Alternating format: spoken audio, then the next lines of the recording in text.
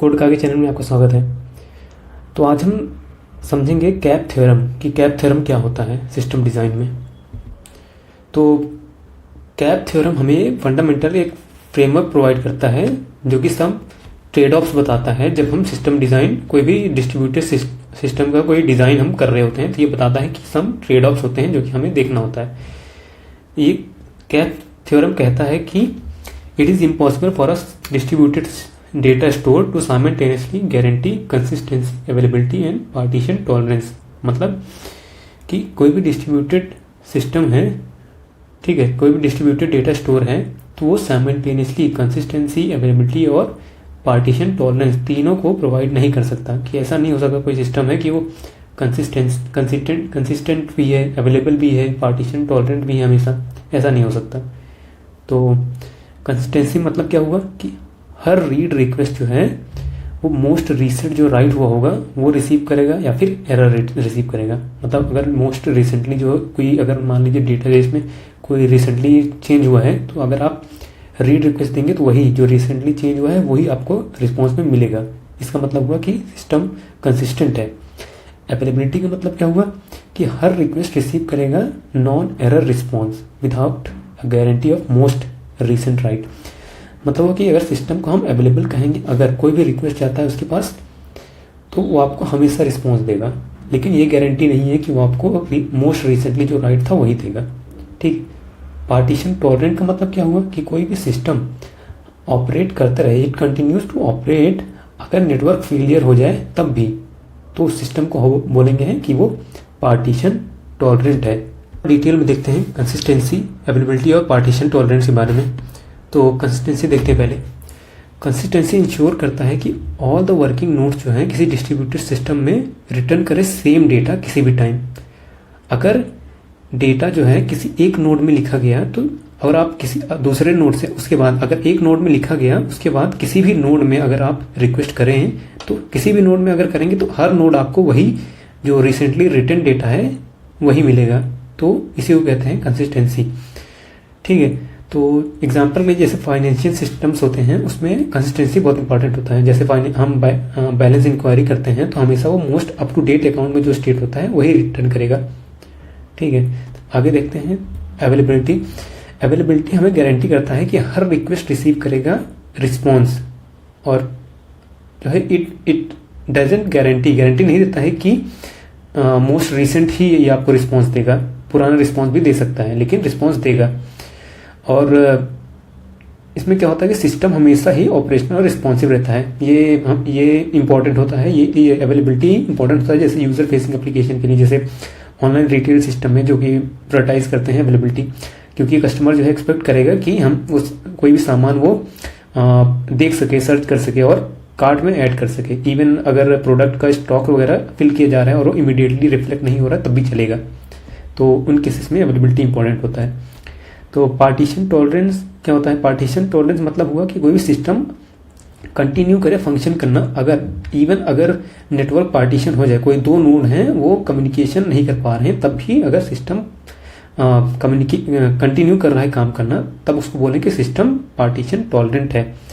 Network failures तो ऐसा नहीं हो, कोई भी सिस्टम डिस्ट्रीब्यूटेड सिस्टम है ही नहीं जिसमें पार्टीशन ना हो सके। तो हर सिस्टम में, हर डिस्ट्रीब्यूटेड सिस्टम में ये तो होगा ही कि पार्टीशन हो सकता है, कभी भी हो सकता है नेटवर्क फेलियर वगैरह। तो ऐसा नहीं हो सकता कोई सिस्टम की इसमें नेटवर्क फेलियर हो ही ना। एग्जांपल के लिए जैसे मान लो कोई डेटा सेंटर है वो स्प्लिट हो जाए नेटवर्क आउटेज वजह से ना, तो पार्टीशन टॉलरेंट सिस्टम क्या करेगा कि जो दोनों ही हाफ्स हैं, दोनों ही हाफ जो है डेटा सेंटर के, वो इंडिपेंडेंटली वो काम करते रहेंगे और जो है कंप्लीट शटडाउन, सिस्टम का कंप्लीट शटडाउन नहीं होने देंगे, वो इंडिपेंडेंटली काम करते रहेंगे।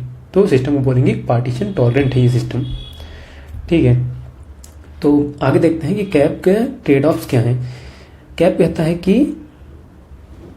इट इज इम्पॉसिबल, मतलब ये इम्पॉसिबल है कि तीनों चीज गारंटी करना, कंसिस्टेंसी, अवेलेबिलिटी, पार्टीशन टॉलरेंस, तीनों चीज गारंटी करना किसी भी सिस्टम में, डिस्ट्रीब्यूटेड सिस्टम में इम्पॉसिबल है। तो इसलिए कैप थ्योरम कहता है कि कोई दो ही आप चूज कर सकते हो आउट ऑफ 3।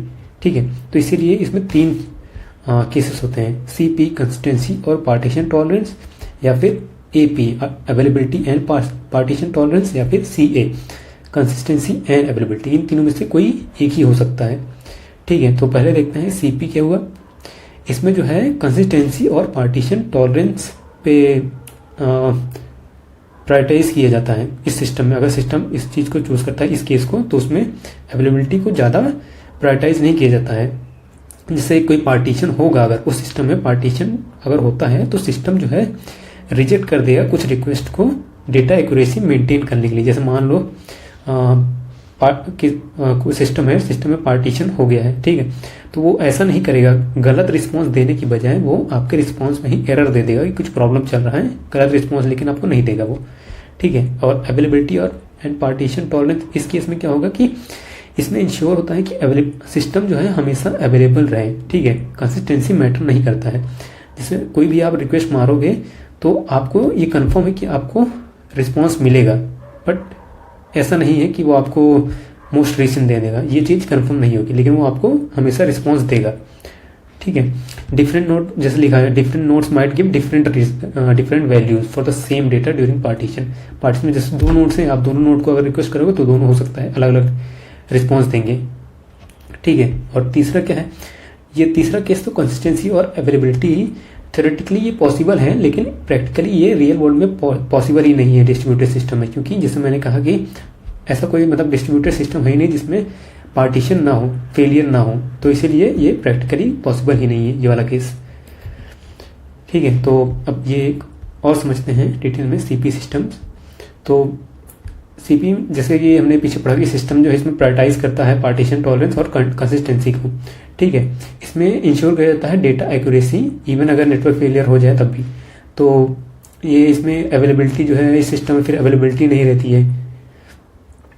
ठीक है, तो मतलब हुआ कि कुछ रिक्वेस्ट जैसे हमने सेम चीज़ें हैं जैसे हमने पहले पढ़ा कि अगर कुछ हो सकता है रिक्वेस्ट जो है रिजेक्ट कर दी जाए कंसिस्टेंसी को मेंटेन करने के लिए। इसमें क्या क्या कैरेक्टरिस्टिक्स हैं, जैसे इंटीग्रिटी, डेटा इंटीग्रिटी हमेशा मेंटेन रहेगी, ऑपरेशन में फेल ड्यूरिंग नेटवर्क पार्टीशन। ठीक है, इनकन्सिस्टेंसी को प्रिवेंट करने के लिए कुछ रिक्वेस्ट को हो सकता है फेल करना पड़े। ये कॉमन है फाइनेंशियल सिस्टम्स में जहाँ पर डेटा बहुत क्रिटिकल होता है। एग्जाम्पल जैसे यहाँ पे है बैंकिंग सिस्टम में इंश्योर करता है हमेशा accurate balance across all the ATM during network issues. कोई भी नेटवर्क इशू होगा, आप अगर बैंक ATM में जाएंगे तो वो गलत आपको डेटा दिखाने की जगह आपको कुछ ऐसा बोल देगा कि सिस्टम डाउन है।